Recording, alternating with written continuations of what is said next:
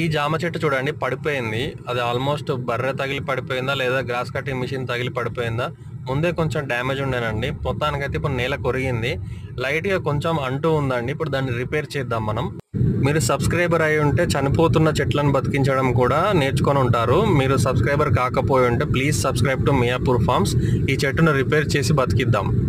First ఈ విధంగా ఒక కర్ర సాయం తీసుకుందామండి. చెట్టును నిలబెట్టాలి కదా, నిలబెట్టినప్పుడు కడితే గాలికి పడకుండా ఉండడం వల్ల ఈ కర్రను ఒకసారి సెట్ చేసిన తర్వాత చూడండి ఈ విధంగా చెట్టును పైకి లేపి ఆ కర్రకు కొంచెం సపోర్ట్ ఇవ్వాలండి.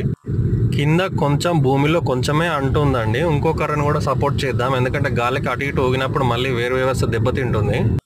వేర్లు భూమిలోనే కాదండి పైన కూడా రావచ్చు. మనం మట్టి పైకి వేస్తే ఆటోమేటిక్గా మట్టి ఎక్కడైతే ఉంటుందో అక్కడ వేరు వ్యవస్థ డెవలప్ అవుతుందండి. వీడియోని జాగ్రత్తగా చివరి వరకు చూడండి. ఇది రెండో కర్ర సపోర్ట్ అండి, ఎందుకంటే ఈ సైడ్ నుంచి గాలి వచ్చినప్పుడు అటు వెళ్లకుండా, అటు నుంచి గాలి వచ్చినప్పుడు ఇటు వెళ్లకుండా రెండు సైడ్లకు కట్టేస్తున్నామండి. కింద కూడా సపోర్ట్ ఇచ్చాం చూడండి. కింద కూడా రెండు కర్రలకి మనం చెట్టు కదలకుండా సపోర్ట్ ఇచ్చి మట్టి వేస్తున్నారు చూడండి. జనరల్గా రేజ్డ్ బెడ్ చేస్తాం కదా, రేజ్డ్ బెడ్ లాగా మనం మట్టి వేయడం వల్ల ఎక్కడైతే కట్ అయిందో అక్కడే మళ్ళీ రూట్స్ వస్తాయండి. అంటే చెట్టు మళ్ళీ పైనే బతికేస్తుంది. Please like and subscribe.